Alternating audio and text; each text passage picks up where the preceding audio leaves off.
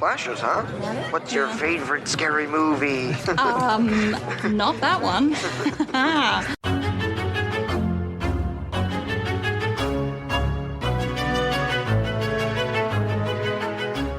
And welcome back to Horror Queers. We're talking It's Like a Penis, only smaller. We're talking Come to Save Little Miss Moffat, have we? And we're talking Ooh, Witchy. And I'm Joe. And I'm Trace, and we're talking Harry Potter Can Kiss My Ass. Oh, Womp womp. Jesus, that line just lands like a wet thud. That line was old in 2006 when this movie came out. Okay, everyone, we are discussing Renny Harlin's good fucking god, The Covenant, and... Yeah, baby!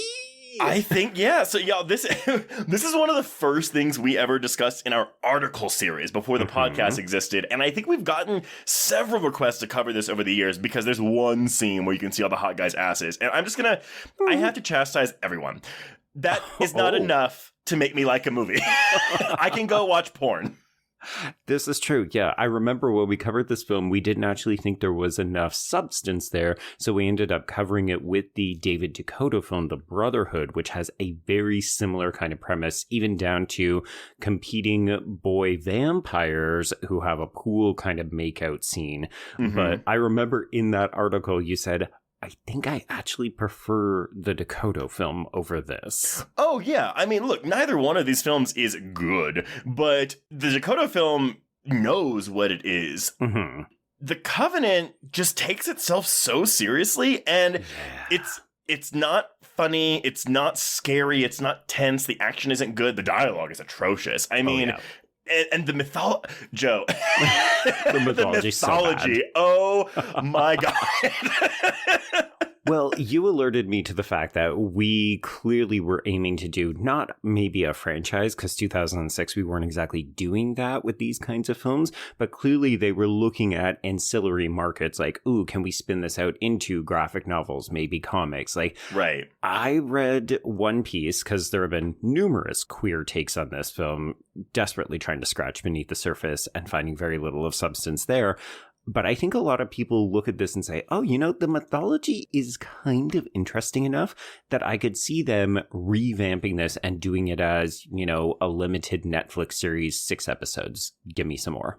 You know, so we're going to talk about what this reminds us of. You know, we're going to get a lot of, like, because they were aiming for The Lost Boys. We get a little bit of The Craft in here, but it doesn't reach the... And everyone knows, I don't even like The Craft that much, and this movie does not even reach that bar for me. Oh, God, no. At least The Craft is trying to say and do something interesting. This one is like gently toxic masculinity, but also trying to say something about, I don't know, I read this film as an allegory for like, hey, teen boys, try not to masturbate too much. Oh, well, but it's also like, okay, hey, we watched season 6 of Buffy the Vampire Slayer. Oh my God, magic as a metaphor for drug use? That sounds smart. Let's do that.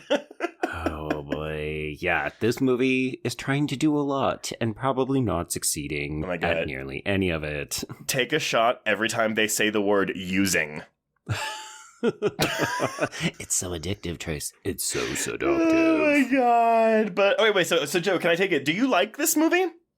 Okay, so you and I were talking about this off air, and I truly don't know. I have watched this movie countless times, like probably... Really? Yeah. Like, we're coming up on I need both hands to count the number of times I've seen this film. I have covered this before, so I have previously discussed this on Stop Horror Time, which is another queer horror podcast folks should be listening to. But yeah, I mean, I never enjoy the movie, but every time I watch it, I always find some things that are just, they're perplexing, they're unusual. I don't understand what people were thinking. The boys are hot. I wish they would make out more. And then it's over and I think, yeah, okay, I never need to watch that again. And then about a year and a half later, I'm watching it again. I mean, y'all, look, I never get angry with anyone for being like, watch this movie, like whatever, especially for the podcast. But like, I not only watched this movie, I watched the 20-minute making-of featurette that's on the Blu-ray, which, okay, fine, 20 minutes, whatever. And then I watched the fucking commentary with Renny Harlin, and... Okay. Oh, God. God bless Renny Harlin. He's trying. honestly, there's camp factor in this movie because, again, it takes itself so seriously and it's stupid as fuck. But there's also a camp factor to me with how Renny Harlin and his cast talk about this movie in these extra features because... Right. And look, I get it, because they're doing this before the movie comes out. This is part of the marketing campaign, blah, blah, blah. But they are all talking about this movie like it is high art. Like, poor Laura Ramsey is like, oh my God, it's so scary because she gets the only scene that's trying to be scary in the entire movie. Yes, the bad CGI spider sequence. Right, and the shower scene. Sorry. The Hollow Man ripoff? Yeah, got it. Yes! And that scene, it goes on for so long, and then we leave. So long! No, but then she runs into one of the guys and is like, well, let's go in there and look back. And I was like, we're going back in the shower? How is this movie so long? And yet nothing has happened. It's so bad. But, okay. But no, I'm just going to jump right into this. Because, so as I said, this was directed by famed action thriller director Renny Harlin. And it was written by J.S. Cardone. And Joe. Oh, boy. I was going to say, does that name sound familiar to you? So I remembered when we covered it for the editorial series that we had strung together a connection. And I was like, I can't remember. So I was rewatching this and I thought, all of this car bullshit, it either reminds me of the guy who does the Fast and the Furious movies, or, oh my fucking God, is this by the guy who wrote The Forsaken? It is. And y'all, you are missing a treat if you have not listened to our episode on The Forsaken. That is one of the worst vampire movies I've ever seen. Also similarly boring, filled with hot guys you just want to see make out. Yes, absolutely. And I mean, not that this will give you any more confidence in this man, but he also wrote the screenplays for the remakes of The Stepfather and Prom Night, which both of those are duds. So... I mean, it really shouldn't come as a surprise that the script for The Covenant is nonsensical garbage. But they're all of an era, right? Like, this movie is so firmly mid-2000s to me. Oh, this movie was dated by 2007. Yes, absolutely. But honestly, though, my surprise is that Renny Harlin directed this. Because, and we've talked about this before, Renny Harlin, I don't think has made a particularly good movie since 2004, about 2 years before this came out. But, I mean, look. He makes it big, with Nightmare on Elm Street 4, goes to Die Hard 2, goes to Cliffhanger. Oh, fantastic. I love Cliffhanger. He has a career snag with the infamous bomb Cutthroat Island. Right. Then he has a comeback, though, with The Long Kiss Goodnight and Deep Blue Sea. Ugh, bangers, both of them. I know, but that's where the good Harlan ended. So in 2001... He never made it into the 2000s, folks. Oh, he did, but let me tell you. So 2001, he does the Sylvester Stallone racing movie Driven. Oh my God, I hate that movie. It's so bad. Oh, I never saw it. I wasn't going to see that shit. It's so boring. So boring. 2004 sees the release of his Exorcist: The Beginning, which of course was famous because that was going to be Paul Schrader. They fired him. Renny Harlin was like, let me just refilm everything and make a new movie. So he did. So his 04 is Exorcist: The Beginning and Mindhunters, which I definitely want to cover on this podcast, Joe. Yes, we have brought it up several times. So many times. So I think we will have to do it. Yes. Okay. So then he does Covenant in 06. And Joe, he has done 10 movies since The Covenant between 2007 and 2021. Okay. We're going to play a game of Have You Heard of This Movie? Oh, no. All right. And I'm going in chronological order. So we're starting in 2007. Okay. Cleaner. Ooh. Who's in it? Samuel L. Jackson. Eva Mendes. I think I've heard of it, but I couldn't tell you anything about what it is. Direct-to-video movie. Jackson is a crime scene cleaner. There you go. Sure. Okay. 12 Rounds. That's clearly a shooting movie. Yeah. John Cena action movie. It was theatrically released. Okay. All right. 5 Days of War. No. Direct-to-video action movie with Andy Garcia and Val Kilmer. Why would I know that? I don't know. Devil's Pass. And we're in 2014 now. Devil's Pass. No. Found footage movie about the Dyatlov Pass incident. I have seen this one. Okay. It's okay. Is it any good? Man, I mean, it's like a found footage movie. I think it starts off really good, but then once it starts trying to explain it, it gets real stupid real fast. Yeah, because that is one of the most famous kind of cold cases, unsolved things. I feel like that would work really well as a found footage film. He's made worse movies. Let's put it that way. There we go. Yeah, you're going to tell me about one probably next. So probably The Legend of Hercules, starring Kellen Lutz. Oh, God. Okay, so I have seen that, and it is atrocious. Atrocious. That came out because there was another Hercules movie with The Rock that was coming out, and it was like that volcano Dante's Peak thing where it's just like one of them's going to be good, one of them's not. That's the bad one. Spoiler, they're both bad. Okay. Okay. Here's my zinger. Okay. Skip Trace. Is that a word? Is that a title? It is, that an ad-lib? A one-word title. And Joe, the two lead actors of this movie, Jackie Chan and Johnny Knoxville. Oh, no. So much why. So much why. I'll do the next two just in a row because you're not going to know what they are. He did 2 Chinese language films next. So we've got Legend of the Ancient Sword and Bodies at Rest. Okay. Then he does a movie with Pierce Brosnan called The Misfits that I think might have been a Netflix release. And then last year he did a Finnish film because he is Finnish called Reunion 3 Singles Cruise. Oh, is that a romantic comedy? I think it's an action movie. Okay. Nevertheless, what a wild career this man has had, which makes it all the more surprising that we are getting 3 Strangers movies from him this year. Oh my gosh, which... P.S. I still can't believe. I mean, we know for sure the first one is coming just like in 2 months, but I don't know. I'm still so curious to find out whether or not we will get the other 2 this year, or if how are they going to do this? They have not told us any details. So intrigued. I am very intrigued, but I will say though, I mean, based on his filmography, which granted, I mean, I haven't seen most of these movies he's done in the past 10 years, but I just I hope he's back in his 90s mode because I mean, this man is capable of making excellent thrillers. Like he's so good at set pieces, building tension. And then you watch something like The Covenant and you're like, where is that happened? Man? Yeah. I feel like this movie is so bogged down by the ridiculous mythology. Like the script is atrocious. Cardone is not good, particularly with this film.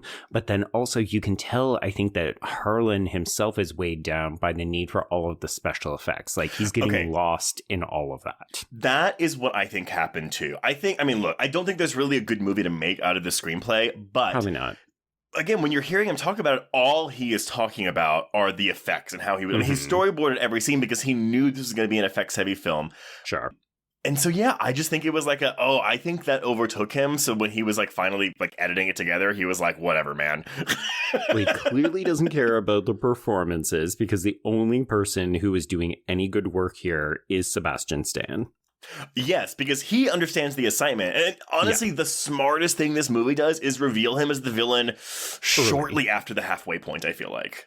Yeah, and just let him be unhinged. I mean, as usual, the villains are probably the most fun characters. They're the easiest to root for. And then we get to, celebrate when they get their comeuppance at the end of the film. But the rest of the movie is either so dour, so stupid, or so nonsensical that you just keep waiting for Sebastian Stan to show back up because at least he's going to do something interesting. I think dour is a really good word. And that's the thing, I keep saying self-serious, which this movie very much is. But it's like, there's no sense of fun in this movie. And no, I do think the final climactic battle in the barn, which is, 2 men just throwing CGI blobs at each other. CGI semen blobs, Trace. Let's get it right. Absolutely, semen blobs. I think there's some life there, but by then it's too little too late. 100%. Yeah, like you should be excited. And by that point, I just want the movie to be done. Yes. But it doesn't help that actor Stephen Strait is a charisma vacuum. Which is so disappointing because I'm going to climb back up on my recommendation box and say The Expanse, to which he stars, is a fantastic show. And sure, he's very stoic in that, but also he is a good actor when you give him stuff to do. It's just like this character is the definition of bland protagonist syndrome. It was so funny. My husband walked in and he was like, "Is that Taylor Lautner?" And I was like, "No, but I thought so." For like a quick second. Yeah. Even, the fact that we have both him as well as Taylor Kitsch in this, and you're just like, oh, hot guys who just have been given a bunch of chances, can't do anything with it, just they don't do anything on the screen. They're not galvanizing or exciting or anything. And you're just, this movie is filled with hot boring men. I mean, that's the thing. Like, Sebastian Stan has definitely had the best career, but out of the others, I would think, Taylor Kitsch maybe because of Friday Night Lights, but yes. I actually think Chase Crawford might have the best career out of the rest of them. Oh, I mean, this is a very low poll, but yeah. You might be right. And here's the thing, y'all. If y'all have not watched The Boys, Chase Crawford is genuinely great on The Boys. Like, he's not the fantastically main character. comedic. Oh, yes. And it's like he leans into that kind of himbo persona that has followed him his whole career, and I really appreciate that. Mm-hmm. Yeah, like, would we have something similar to that in this? Like, imagine if this movie had the kind of comedic zaniness of The Boys. I think it would be so much more enjoyable. Well, we didn't want to do that in 2006, but whatever. No. It's true. So I don't have a ton of production because no one cares about this movie, not even the people that made it. How dare you? Filming took place in Montreal in late 2005, which means they were filming in freezing weather for a film that's set in the middle of summer, which... Truthfully, though, this movie is so... I don't know what movie is bluer, this or Underworld. And or The Ring, right? Like, we all looked at The Ring and we said, oh, Gore Verbinski made a bunch of money, so let's do that. But, like, nothing about this movie screams summer to me. And maybe it's because, like... Well, it's not midsummer, by the way. It's end of summer, so we're moving into fall, because, remember, that's why you'd be forgiven for not realizing that the new school year has just begun. The only reason it stands out is because Sarah is a new transfer student. Oh my God. There are some scenes in the provost office, which that just brought me back to like saying the word provost brings me back to the skulls. Right? But I was like, why is this scene even here? Like, this does not need to be in this movie. This character, who cares? Who cares? As if we couldn't find a different way to get some of this exposition out. Unless he was going to be the lead of some, like, enemy warlock coven, I guess. But whatever. I don't know. Okay, so all the spiders in this movie are CGI. Shockingly. Shocker. They look like shit. Yeah. So for the spider, like, at least just one spider. Mm-hmm. And this is Renny Harlin's exact quote, some genius suggested getting trained spiders, but I was skeptical. So... Mm-hmm. They bring an animal wrangler, and he brought a bunch of creepy bugs, and he auditioned them for the crew. And while doing this, one of the spiders escaped and went under the sofa, and they lost it. So then Renny Harlin was like, nope, not doing that. We're just going to do CGI for all of them. And I was like, Sir, Arachnophobia came out 16 years ago, and they trained thousands of spiders. Yeah, and look at how well that movie holds up, and look at how this movie was dated the minute it was released. And it's so funny because Renny Harlin talks about how with the opening scroll in the film, we get like 3 or 4 pages of expository text. Yeah. And Renny Harlin in the commentary says, we had these in scenes, like in exposition, but I just thought it was bringing things down, and we didn't have enough money to like go back right and reshoot things. And I was like, you had $20 million. What the fuck were you doing? Spending them on CGI semen blobs. So bad. Anyway, this movie comes out September 7th, 2006 against fellow newcomers The Protector, the Tony Jaa martial arts film, and Hollywoodland, that one with Ben Affleck and Diane Lane about George Reeves. Yeah. It placed first at the box office, grossing $8.6 million its opening weekend, and goes on to gross $23 million domestically and $14 million internationally for a worldwide gross of $37 million. She's a loser, baby. Yeah, but so we got a $20 million budget, so it wasn't a flop, but I don't think it would have broken even once marketing costs were factored in. No. Critics hated this movie. I was shocked at how bad these scores are. I think this might be the worst reviewed film we've ever covered on the podcast. And y'all, by all means, let us know, have we covered something with worst reviews? Because we are looking at a 4% on Rotten Tomatoes. Ooh. It's gone up 1% compared to some of the reviews that I was looking at before. The average score is 2.9 out of 10. And that to me is the kicker. Like, 2.9? Like, what, man? Mm-hmm. A 19 out of 100 on Metacritic, and Letterboxd users are generous. They have given this a 4.4 out of 10. Okay. I mean, we often find that Letterboxd is a little bit higher end for a lot of these scores. I can't help but wonder if that's some of the reappraisal where people are looking at it and saying, this movie is campy and stupid fun. Just get down to its level. Well, and to be fair, it's that genuine camp where it's like, this movie doesn't know that it's stupid. I never get that vibe from this movie. No. Any camp pleasure you're deriving from this film, it was not intended for. I just hate it because I'll tell people this movie's shitty and they're like, yeah, but the guys are so cute. And I was like, again, I can go watch porn. I don't know what you're talking about. Well, and even there's other movies with super hot guys that are also just more enjoyable. I mean, to me, this is kind of the definition of a guilty pleasure. Like, you're watching it for very shallow, very silly, very stupid reasons. And if you get pleasure out of that, then by all means go for it. But I don't think anybody is pretending like, no, this movie is secretly good. It's like, no, we all know it's bad. And it's just a question of whether you like that. And if y'all are screaming at us like, wait, y'all said there was no such thing as a guilty pleasure. You are correct. There is no such thing as a guilty pleasure. But yeah, if there was going to be one, it would be this. Like, this is showing up in no one's Letterboxd top 4. We'll put it that way. You know what? You say that. I say that. It's probably someone's number 1 film. So I apologize if that's I you. wonder if there's a way to search for that. Like, if you could just be like, show me Letterboxd profiles where this movie is in someone's top 4. You know what? Letterboxd, reach out, because that would be a very fun search option. That would also be really fun to find like-minded like friends and viewers. Oh, yes. Okay. Yeah. Anyway, so yeah, Letterboxd, do that. But do that. Jed, that's literally all I have about this movie. So let's talk about what happens. Amazing. Let me fill the vacuum with nonsense.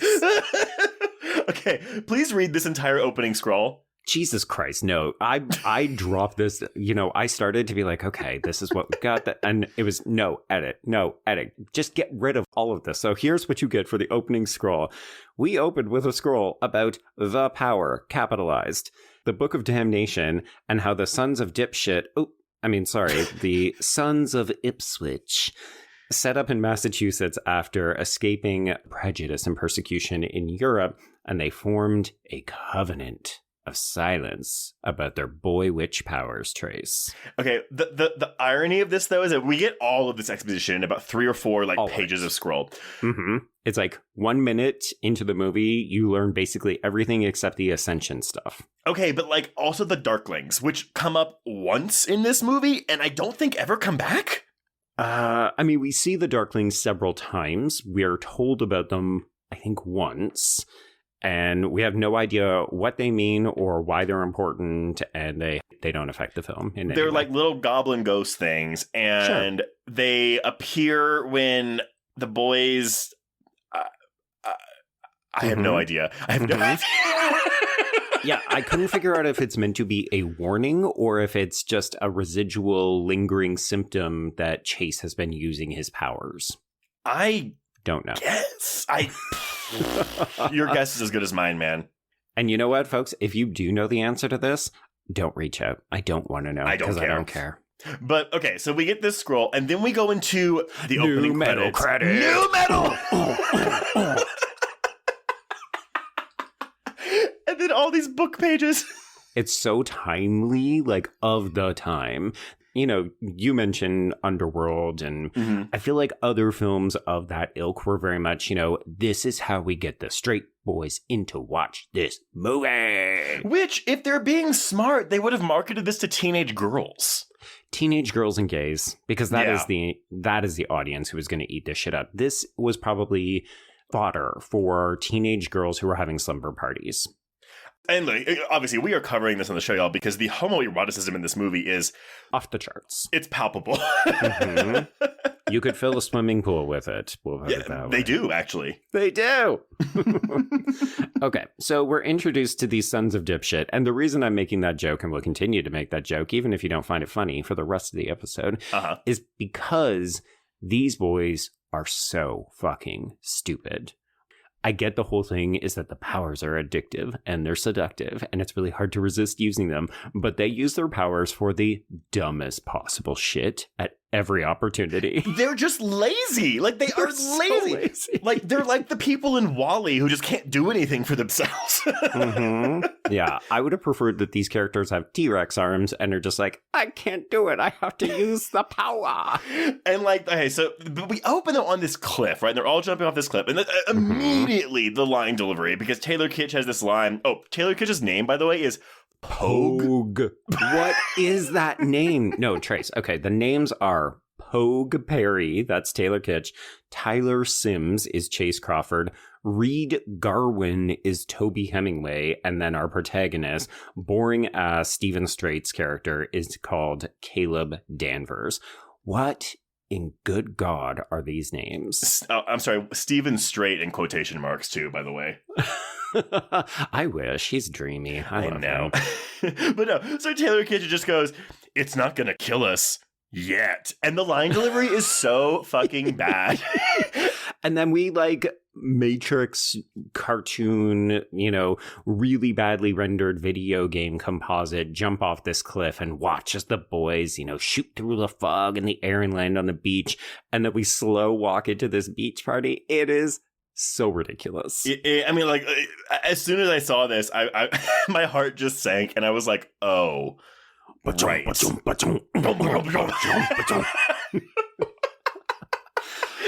So already at this beach party, by the way, folks probably remember this from when we covered Raw, but I love to focus on scenes where people are dancing on screen because as we know, they're not actually dancing to the music. But in this case, if you watch any two dancers, they are dancing to completely different tracks and no one has any rhythm. God, I need to adopt this habit of yours because you tell me every time and I always forget to look when I see dancings in movies. This one is especially egregious, but yeah, so we're introduced to these four. We don't know anything about them except that they have the power. And then we immediately go into, okay, here's our bland love interest, Sarah, who is played by Laura Ramsey, doing, I guess, her best with absolutely nothing. Yeah, y'all, in case you don't remember, Laura Ramsey's from The Ruins, and she is arguably has the most to work with in that movie, and she's great in it. Yeah. She disappeared from the face of the planet. She took a break from acting for 8 years and just returned last year with a Lifetime movie. Okay. Yeah. I like her, but yeah, she has nothing to do in this movie. And honestly, why we need both her and Jessica Lucas's Kate, I don't know. Yeah, and if you think that Laura Ramsey has a bad part, then let us introduce you to Jessica Lucas's Kate, because I don't even know why she's in the movie. Well, and so let me tell you this. Renny Harlin on the commentary, and this is his progressivism in 2006, he was like, I really knew that I wanted Kate to be played by an African-American because I wanted to show that it wasn't just a bunch of rich white people in this town. It could be people of all colors. And I was like, oh, good. Okay. You gave her this piece of shit role. I mean, I guess. But also, wouldn't it have made more sense for him to cast, I don't know, everything that we're told about the Spencer Academy that they're attending is that it is elitist. And, even at this beach party, when we're introduced to Townie Kira, who is played by Sarah Smith, as well as her maybe boyfriend, it's never really clear, Aaron, who is played by Kyle Schmidt. Sure. They both come off as oh, well, it's white trash, but also clearly the Spencer kids think that they're way better than all of the townies. So there is a weird class critique at play. The problem is that Kate doesn't have any distinguishing characteristics. So she and Sarah are interchangeable. Why not give Jessica Lucas the Sarah part then? Well, because I think, again, if he's going, I want the girl who's already here, who's already rich, to be the black girl. Right, if you make it Sarah, she's not rich, though. She got there from a scholarship, right? Sure. This makes it sound like any of this is important. And of course, none of it will come to anything because the movie especially does not care about its female characters. Oh, I mean, Jessica Lucas is out. I have something to say about that because, too, there's also bad editing in this movie. We're we see her in the hospital with all those spider bites. Mm-hmm. And then there's we go to a scene with the boys and then we come back to Laura Ramsey calling them to tell them. But in that scene, Kate's getting loaded into an ambulance to go to the hospital, and we already saw her there the scene before. Okay, so I also had that flagged, and then it took me a hot second. You're right, it is badly edited, but it does make sense. They're at the school infirmary, and then she's getting so bad that they have to take her to the hospital, but it's not at all clear. I think she's out of the movie after that, and again, we never see this happen to her, so it's all this off-screen bullshit. Well, we saw it in the nightmare that we thought was just a nightmare. Oh, sure. I'm not justifying anything that this movie is doing because if anybody is confused by anything, you're absolutely right to be because the movie doesn't know what it's doing. But also, this Kira girl, she disappears in the movie after this. I was like, oh, cool, 100%. She's going to be the bully bitch of the movie. And then nope. No. Which I don't know if it's meant to be something of a red herring where we think the conflict is going to be between the elitism of the Spencer Academy and the townies, but oh no, it's actually about Chase. But wouldn't your first idea have been more interesting? Yes. Yeah. It absolutely would. Mm-hmm. Okay, so speaking of Chase Collins, so after, yes, the sons of dipshit show up on the beach, and Kate is like, oh, it's them, they're here, and we get the slow motion walk. Yeah, we almost get into a fight with Aaron because he clearly does not like these rich bitch kids. Mm-hmm. And so he goes to nearly start a fight. Reed ends up making his friend vomit on his back, but Chase is there to step in case Caleb needs a hand. By the way, gets very confusing when you name your central protagonist and antagonist two very similar sounding C names.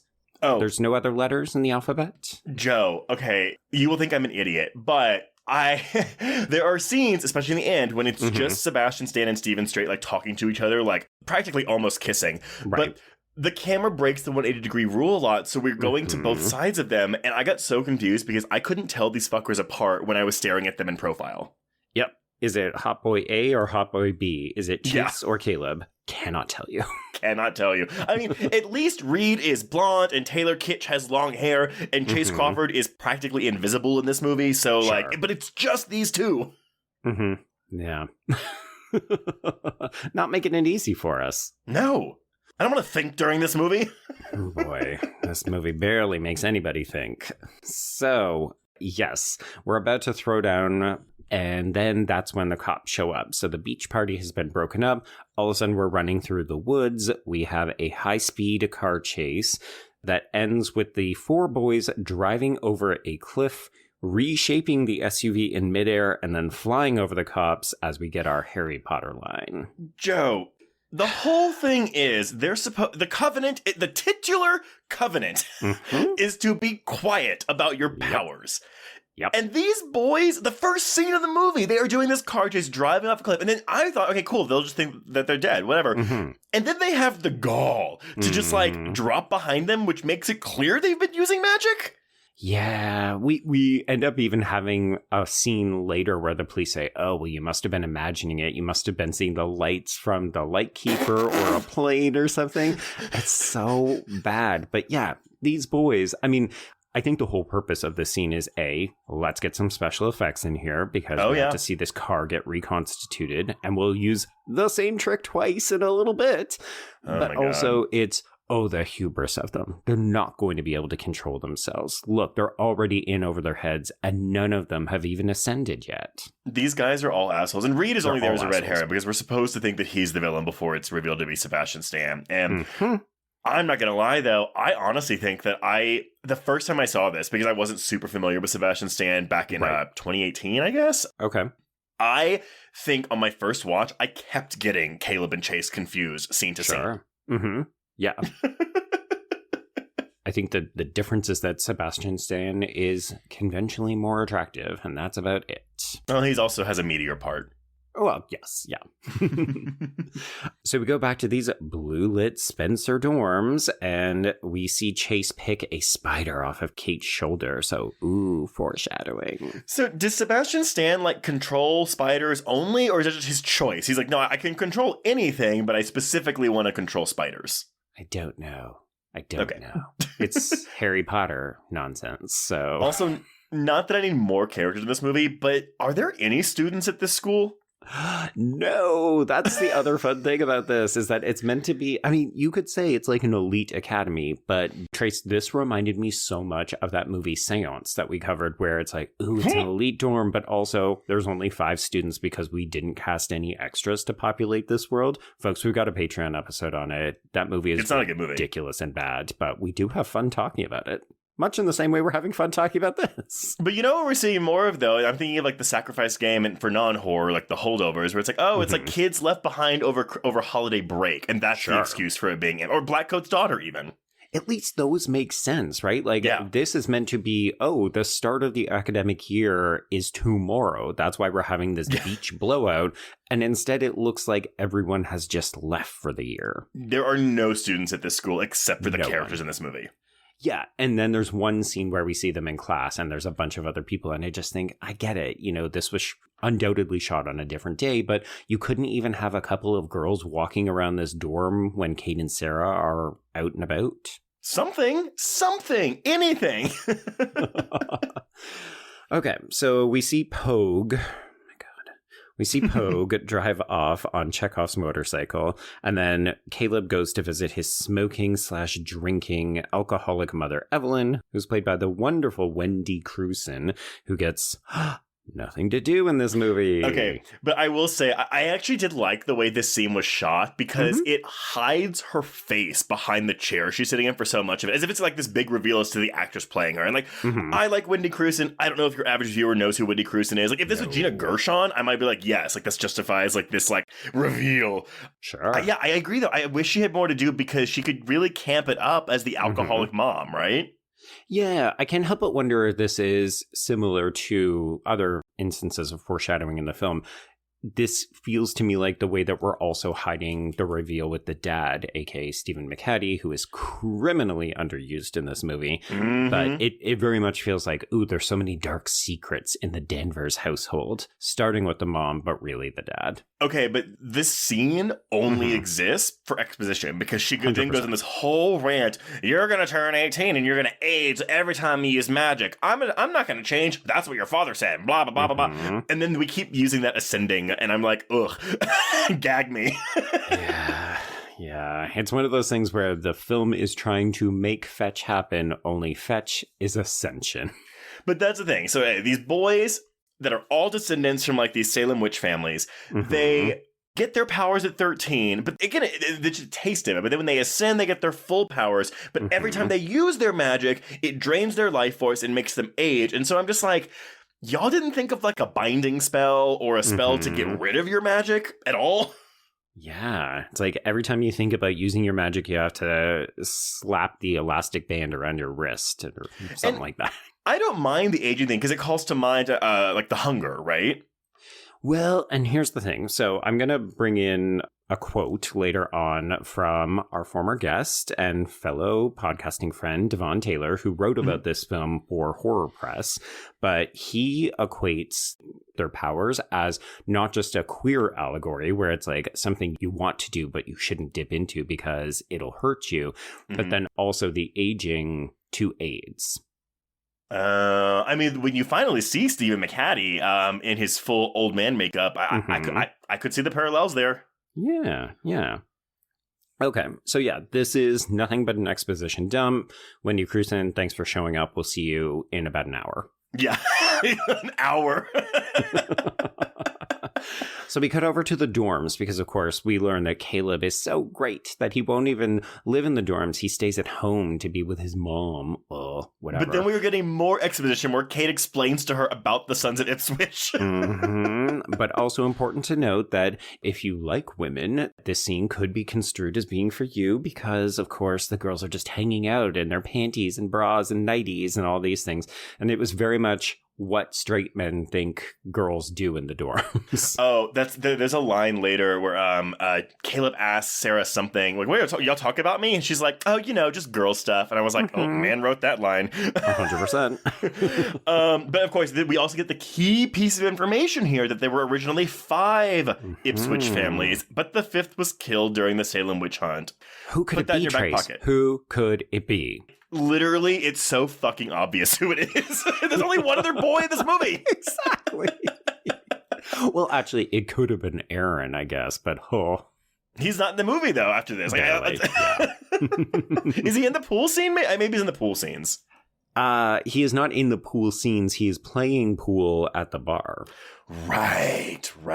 Yeah. God. Again, you're forgiven for forgetting because none of it matters. Okay, so also attached to the scene, we see the cops discovering the body of a dead boy who was played by Christian Barrel, and he's discovered in a car in the woods, which we call the Dells, for no reason at all. And again, you'd be forgiven for forgetting about this because we'd never meet this kid, but his death weighs over the plot of this movie all the way to the end. I mean, sure. Yeah, I mean, this is also the Darkling that we will see a couple of times throughout the film as well. But yeah, this feels like it's going to become so important. And you're right, we do keep bringing it up, but also it doesn't amount to anything. It means nothing. Like, again, why doesn't he just kill one of the other boys from Ipswich? Exactly. Yeah, because later on, he's very clearly focused on Caleb exclusively. Maybe he would just do this to the other two after Caleb is gone, because he does threaten to kill the other two, as well as Sarah, as well as Kate. Wouldn't it make a more interesting movie if he starts killing off the 4 boys one by one until it's just Caleb left? And then it's like, oh, he's the killer. So it's almost like a slasher movie of sorts. Yeah, and you could even have the other boys come into their powers first. So it's like, oh, he's becoming so much more powerful because he is getting their powers as the movie progresses. Christ. We're fixing the movie, y'all. We just fixed it. We just did it. We did it. Okay, so let's talk about this Hollow Man ripoff, because Sarah's got to have a shower at 2 a.m. in the dorms. In an empty dorm room. I love how lecherous this shot is, because the shot we get of her in the shower, it's not just a back shot like the camera, because Laura Ramsey has a tattoo right above her ass crack. Right. So we have to make sure we can get that tattoo in the frame whenever we're shooting her in the shower. Yeah, so much salacious skin. Really just reinforcing, ooh, this movie is for boys. It's definitely a horror movie for straight dudes. Definitely no homo here. And this is the no homo whatsoever. Oh my God, stay far away from me. But this is also the only scene that is trying, I think, to be scary or tense or suspenseful. And it is so boring. Like, we're just watching this girl walk around an empty shower. Yeah, and I think it could be more effective if you're right, it was shorter, but also if we haven't seen something like this a million times before. Like, this is the definition of what horror films do. It's a character isolated, walking around in the dark, hearing a noise. It's like, there's nothing particularly novel about this except for the fact that she's more vulnerable because she's in a towel. Oh yeah, she does not want to get close. And it's just a light bulb. Then we get this awful CGI fog thing, which I guess this is meant to be Chase? Yes. Yeah, because he can either astral project or he can disguise himself. Like he's got some kind of protective shield that makes him invisible. But he's just doing this because he's Hollow Manning. He just wants to do a peep show. I guess, yeah. And then, I mean, I think at this stage in the film, we're meant to wonder who is the fifth member? Is Chase trustworthy? And then, of course, we've got this fake out with Reed. So we go, oh, well, maybe it was actually him who we saw. Who can we actually trust? But this is when, we spent like 3 minutes following her around the shower. She goes out, he scares her in this fake jump scare, which is really bad. Yep. And then he's like, well, let's go back in. And we spend another minute looking around this fucking empty shower. Investigating an empty room. Thrilling content. So thrilling. It's my favorite. Okay, so Caleb does note the disturbance in the force. Wait, no, copyright. We can't say that. No. There was something about the power that woke me up in the middle of the night. So when he sees the Darkling in the car next to him while he's talking to Pogue, he's so distracted he almost drives into a truck delivering logs. It's the Final Destination 2 truck. I was going to say, yeah. And we reconstitute a car again. This kind of, it looks like a cartoon, but it kind of looks cool. I think the idea is good. But anyway, back to this Darkling. Oh, God. This is the first, correct me if I'm wrong, this is the first time we've seen a Darkling in this movie right now, right? Yep. Okay, and he's on the phone with Taylor Kitsch, and he's like, oh, I just saw a Darkling. We have so never... we're meant to know what that means. We've never heard this term before, and I don't even think we get a good... they never explain it, do they? No, so you messaged me, and we were trying to figure out if we were supposed to know it or if they had mentioned it before. So I went back and rewatched the opening credits where we're seeing passages from the Book of Damnation. And lo and behold, we're focusing on this, if they use their powers, they will die. It will kill them. We see that fucking passage twice. Why couldn't we have had something about a Darkling in there? Or why not just remove... literally, the Darkling serves no purpose other than just to scare him into hitting this car. But then again, they don't really make an appearance really much more for the rest of the film. And so it's why even include them except for the one cheap jump scare it offers? It's the cheap jump scare and the alert that some new dark force has entered their surroundings. It's not enough to justify it, for sure. So stupid. But anyway, but I would argue the best effect in this movie is this car rebuilding itself. And that isn't saying a lot, but It's cool, I guess. It's kind of cool. I think it's also meant to suggest that Caleb is that much stronger than the other boys, because when we saw them reconstitute the SUV when they drive it over the cliff, they say it's going to take all 4 of us. But here we see Caleb do it under pressure just by himself. We haven't mentioned, though, whenever they use their magic, their eyes have like a gold ring that just makes their eyes turn black. Unless they, they really have to use their powers a lot, then they go black. Then they go black, yeah. But if it's just like a quick little I'm lazy, like let me bring that pen across the room over to my seat, that's just a gold ring. Yeah, exactly. And it's like, you probably took a year off your life, dude. What the fuck are you talking about? Get up off your ass. Mm-hmm. Yeah, you're going to have cosmetic surgery because your neck now looks like a wrinkled fucking apple. And there's no way around it, because they even say, because what we will learn is that Chase wants to take their powers because he needs more of it. But that doesn't stop the aging process. So it's like, I get it. We're talking about addiction themes here, so it's irresistible, blah, blah, blah, blah, blah. We see it. That's how the movie cliffhanger ends. But it's just like, y'all, no. Learn to control yourselves. Keep your hands off your fucking dicks just for a little while. No, there's no dick in... Well, actually, there would have been dick in this movie if there wasn't CGI steam in that locker room scene. We'll get there. Okay, so we head into town, and this is where Caleb meets up with Sarah at the pharmacy. He's running errands, so he takes her, and we drive past Putnam Farm. Definitely won't play a role in the film. We don't need to know anything about that. And then we go to Colony House. We definitely don't need to remember anything about this either. Ironically enough, though, we do spend more time at Colony House. This is where we will eventually realize his dad is hanging out. And he's being looked after by shotgun-wielding caretaker Gorman, who is played by Frank Fontaine. And this is another character that exists in the film and basically doesn't have a role to play. Because we get this tease, right? We don't see the dad in this scene, but we see Gorman with the shotgun, like, staring out the window. And we don't come back to it until the very end of the movie. So you're like, why is this here? Except just a tease that we will eventually come back here. Mm-hmm. Yeah, but... did this character need to be here? Could we not have just had Stephen McHattie with his aged fingers, look out the window or something like that? Like, right? Or a hand? Yeah, exactly. Yeah. Okay, so Trace, let's strip down to our tank tops and go to Nikki's, which is the towny bar. Okay. So we've got Pogue, Reed, and Tyler once again wasting their literal lives away, using their powers to bet on whether or not a girl is wearing underwear. This is so stupid. Like, this was in all the trailers. Like, hey boys, hey bros, this is totally for you. Boys using their powers on sexy girls. Honestly, I would rather have an R-rated version of this where we can just get really fucking gross with it and be like, fine, like make her bra open and have her titties pop out. Oh my god. The R-rated version of this, yeah. I mean, I honestly, like, I don't think there's a good version of this movie except for the one that you and I are writing as we discuss. Mm-hmm. But this PG-13 rating just makes this whole movie feel so toothless and bland. At least if you had an R rating, you can maybe add some more exciting aspects to it. But none of that is here. Well, even the weird thing where we're emphasizing so much the FX work, right? We talked about how Harlin was attracted to it. It probably used up too much of his brain time. And that's maybe one of the reasons why the film isn't so good.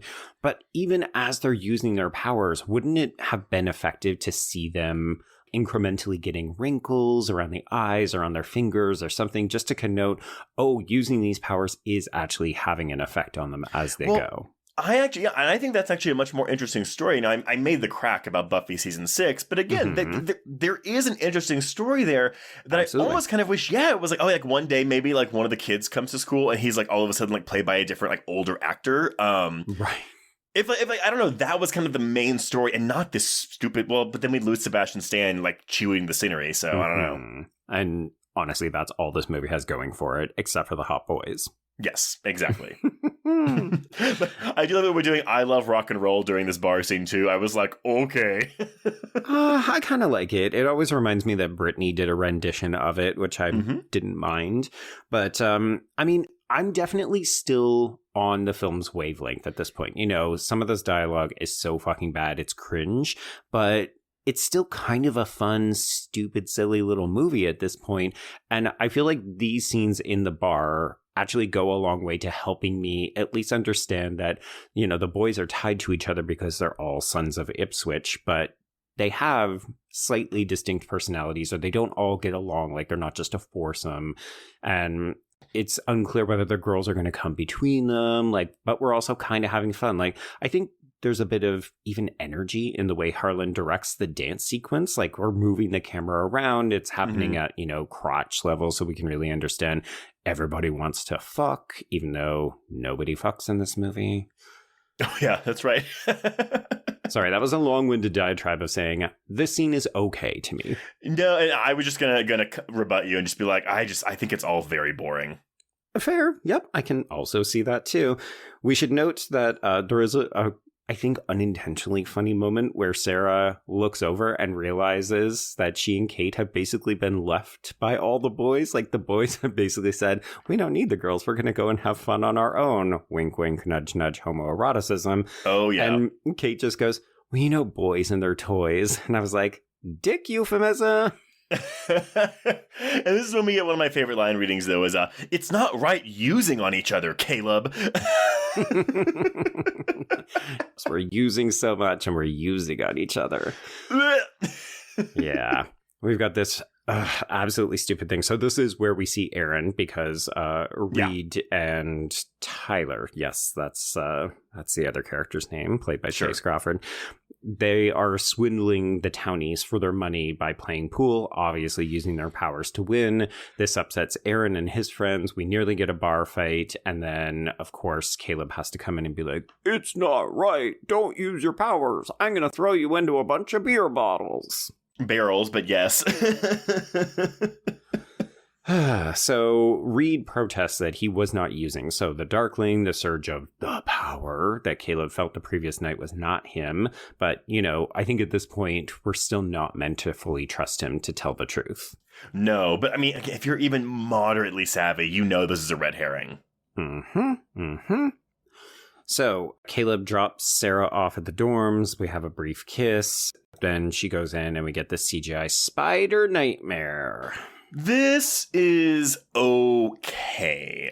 I mean, the problem is that the CGI is so glaringly bad that it just doesn't look good and it takes you out of it. But watching the spiders drill themselves into Kate, if you have arachnophobia, this would be very upsetting. I think the spiders look worse when it's just one. Okay. Like, so, you know, we look at the ground and there's spiders all on the ground, but then we look up and there's spiders all on the ceiling, and they still look CGI, but I think just the hordes of them, like, it doesn't look as bad when there's just one CGI spider on screen. Right, because you've got nothing else to look at. This is like, ooh, they're moving in a mass. There's so many of them. Ah. And I just want to be like, you couldn't train one fucking spider? Just one spider, man. Just fine. One fucking spider is all we're asking for. And y'all, go listen to our Patreon episode on arachnophobia, because we talk about how they trained those spiders and wrangled them in that movie. Or keep an eye out for Infested, which is a French film that we hope will come out this year, which has a mix of practical and CGI spiders and uses them to great effect. Agree. And actually, that's a Shudder acquisition, so I would assume we're getting that this year. I hope so, because I want to watch it again. But yeah, it's I wrote my notes in all caps. Oops, it's a fucking nightmare sequence. But is it, Trace? Is it? Well, that's true. That's true. I mean, there is a cool shot, when like you said, that spider crawls out of Kate's forehead, but that right there is when we wake up out of the nightmare. Yes, yeah. What's interesting is that Caleb is still very much drawn to this use of power. So, you know, you can use your powers of deduction to figure out that this is Chase who's informing these events. But Caleb ends up waking up as though he's the one who had the nightmare. And then he gets a call from Pogue who says, I saw the Darkling. And you're just like, does that mean Pogue is the second strongest? Or is the Darkling just kind of doing the rounds? And where is that scene? Yeah, we don't see it. Honestly, it does feel, rewatching this movie makes me think that there were a bunch of cut scenes or scenes that were maybe scripted and that we didn't film them that fill in some of the gaps, because there's glaring plot holes as the film progresses. One thing I couldn't figure out, and again, because there's just not a ton of information about the making of this film, is I don't know when it like finished post-production. So I wonder if they were like finishing these effects like up until its release. It's entirely possible. Yeah, I wouldn't be surprised. Okay, but can we go? I think next up we have this extremely unnecessary classroom scene.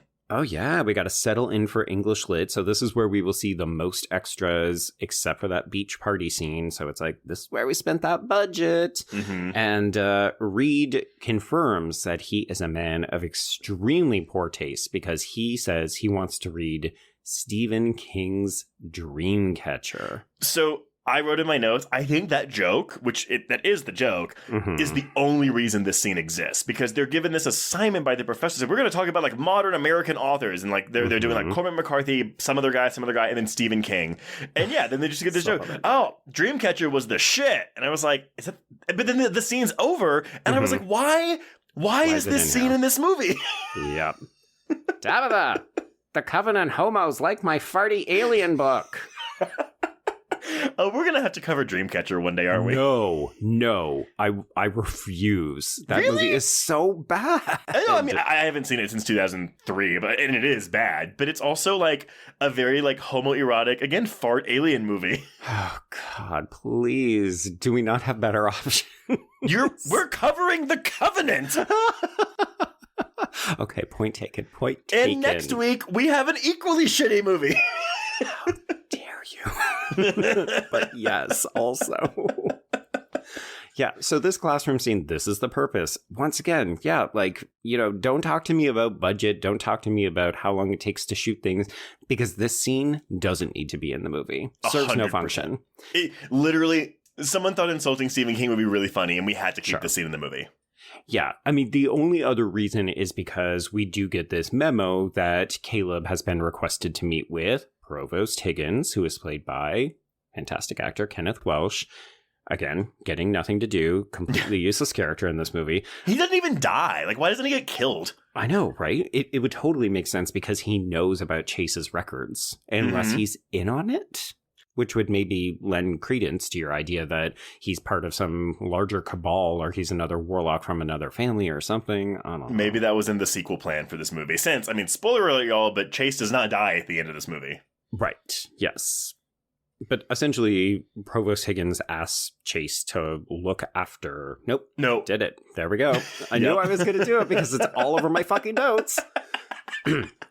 But yeah, so Provost Higgins asked Caleb to look after Chase because they've gotten chummy. And I do love that we're using the term endowment. And I was just like, yo, the homoeroticism. Like, look after Chase's endowment. Oh, I certainly will. I will. In the pool, in the locker room, in the barn, I've been looking after his endowment. Honestly, so we get a lot of butts in this movie, but we don't get enough Speedo bulges. Right? I mean, admittedly, when I play water polo, those suits are tight because they want to, they're looking to reduce drag so that you can get through the water faster. But typically, I mean, the Speedos that they're wearing are like Frankie Avalon, boy cut shorts. I'm just like, where's the dick? Sorry, we got ahead of ourselves. It's fine. No, because what we have to do now is follow Sarah to the library where she can read a book that exists called The Rise of the Witch that will tell her everything she needs to know. I'm so glad we've got this covenant of keeping silent about all of our history, all of our secrets. Oh, wait, here's a book that says Caleb's family has a historical association with spiders. In the goddamn library of the school. Yeah, you need to be telling me that the Sons of Ipswich founded this college. And, this is from their secret section where, regular folks aren't supposed to go. This movie is called The Covenant, and nothing about this covenant is effective. No, it's like a leaky faucet. We are just dripping exposition all over the place. Leaky dick. If only. Okay, so let's cut to the main event. You mentioned the Speedos. Let's get to the pool. So we do get to see all of the boys except for Reed, who is still wearing sweatpants. I'm just like, what? This actor said, I don't have good legs. I'm not showing them off. Yeah, exactly. It should be noted, all of the swimsuits are slightly different cuts. So Taylor Kitsch's is noticeably shorter than Stephen Strait's. And I'm just like, I mean, yeah, he's got the quote unquote traditionally best body. He's in great shape in this movie. But it was just so weird. I'm like, they would all have the same swimsuit. They're all part of the same swim club. So here's the thing. And look, I am not complaining about this scene. Again, I get it. I love the ass in this scene. That's the only thing I really enjoy about this movie, to be honest. Okay. Not enough to make me, well, fuck, I was going to say buy it, but I do own this movie on Blu-ray, motherfucker. But here's the thing, though. So we're talking about how, they marketed this, like, they made this movie for teenage boys. They marketed it for teenage boys. There's very little things for girls and gays here, except this scene. And I'm really confused. I'm not complaining about it, but I'm confused as to why this scene is here when any teenage boys of 2006 would have been like, oh, fags, which they do in this movie, which we do say, yeah. So Aaron is here. You were right. He's there. He drops an F slur against Chase, and it's hypothetically character development that Chase, A, observes his tiny dick and makes a comment about it because, if you're looking at Chase as a bit of a bisexual king villain, he's scoping out dicks in the locker room. But yeah, he's a protector. He's not going to stand for this kind of stuff. So he does end up punching out Aaron. Yay, I guess. Yay. Also, Trace, just as a sidebar, you mentioned that you own this, and you never gave us a production history about how much fucking money this movie made in sales. Oh my god. Okay, I'm sorry. I did fuck that up. So yes. So while this movie it broke even with production, but not the marketing costs. The DVD and Blu-ray of this film went on to sell 1.6 million units, which translated to revenue of $26.5 million.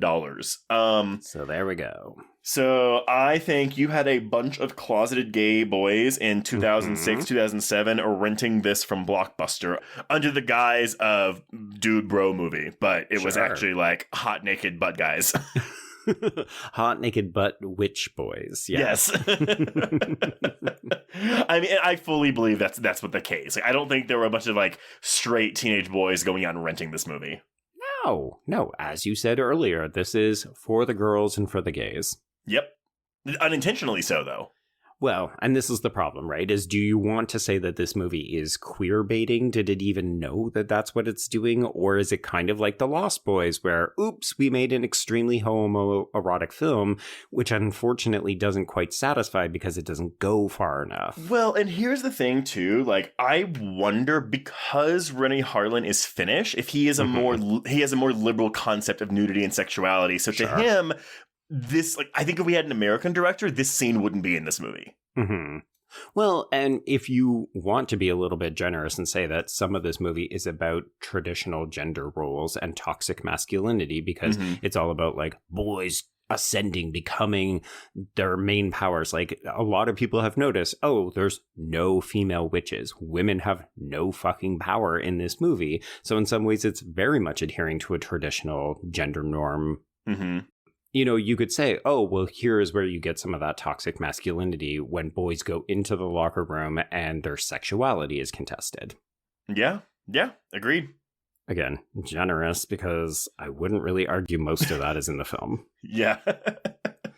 Okay, speaking of bullshit men, we do learn that Pogue is very jealous of Chase's quote-unquote friendship with Kate, because this is the way that Chase sort of inserts himself into the group. He looks like he's hitting on Kate, but of course what he's secretly doing is scoping out Caleb and seeing if he can work a way in to get to Sarah or use Sarah as a pawn.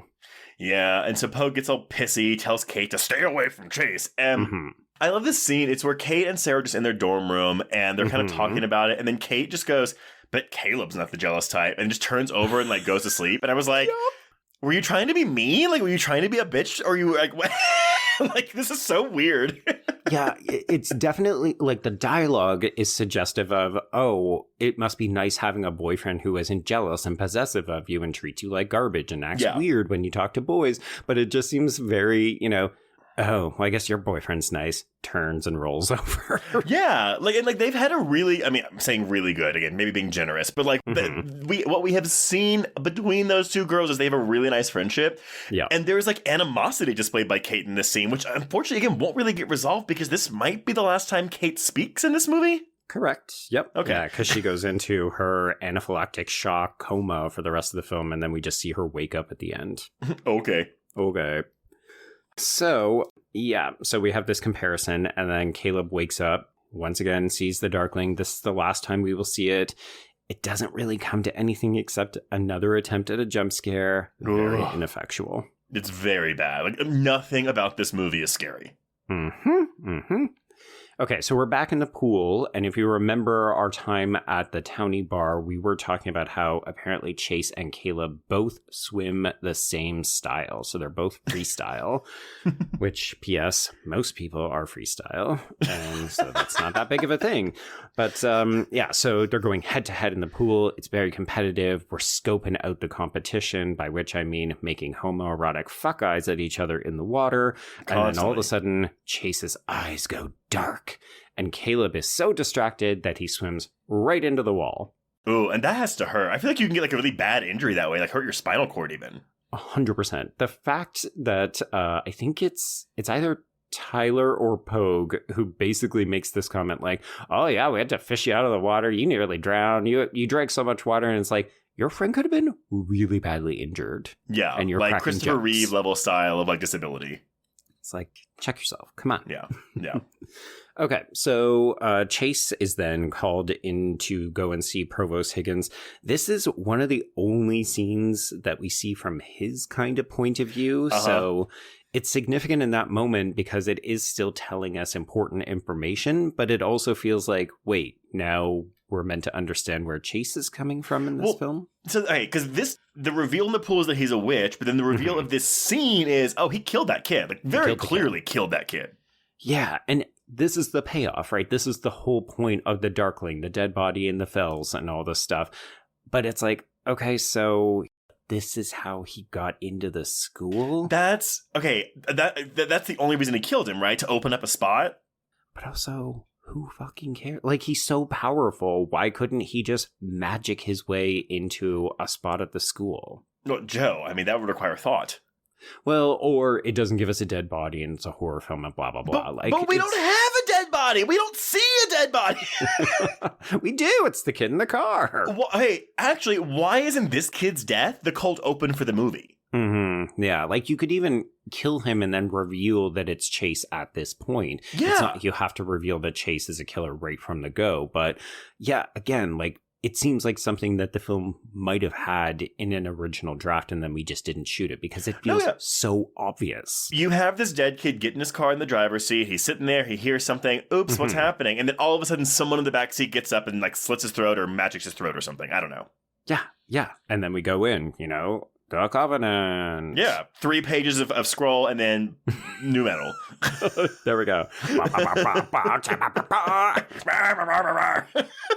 It just sounds like we're being really angry. Like, I mean, that's what that music is. So no shade to anyone who likes new metal, by all means.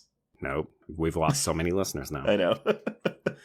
Okay, yeah, so this is where we get the phone call that Kate is going into anaphylactic shock from hundreds of spider bites.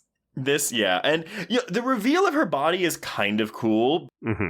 I like the look of like the effects of the bites on Jessica Lucas's body. What really pissed me off is that this doctor, he says, it's as if she's been bitten by hundreds of insects, like spiders. Doctor, spiders are not insects. They have 8 legs. Trace, he is a man of science, but he is not an insectologist. I also had to look this up because apparently, insects have the 2 eyes, whereas spiders have like the multi-eye eyes, and insects have antennae, and spiders don't. Okay, important distinctions. Good to know. It's like when we covered Alexander Aja's Crawl for Patreon, and we spent a bunch of time being like, what's the difference between an alligator and a crocodile? And there are very specific differences, just like between spiders and insects. But if he would have just said a bug, that would have been fine. Yeah, because we saw the spider, so we know what it was. We don't need him to say, like spiders. Oh, the fact...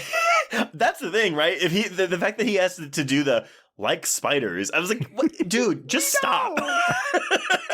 Stop hypothesizing. You're not even getting it right. But like no one on this movie set, no script supervisor, no one was like, hey, Cardone, no. It's not quite right. Not quite right. No.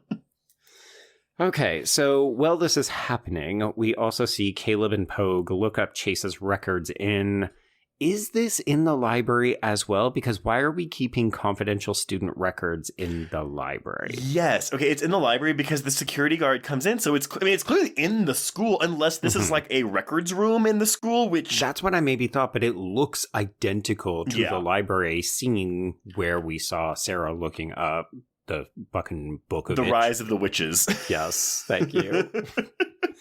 Anyway, this scene only exists so that we can learn that Chase's adopted parents died in a car accident on his 18th birthday. Yes. But we also get, an attempt at suspense when the security guard walks in.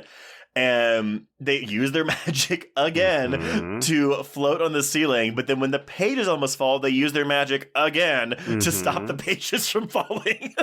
Jesus God. These are the moments, like the dress up skirt and everything that Reed does, because Reed is a very stupid character. Yeah. It's just like, okay, we get it. They're using their powers for the worst possible reasons. But even stuff like this, I'm just like, was it really easier to lock yourself to the ceiling and then protect papers from falling, as opposed to maybe just tossing a book to distract the guard so that you could crawl?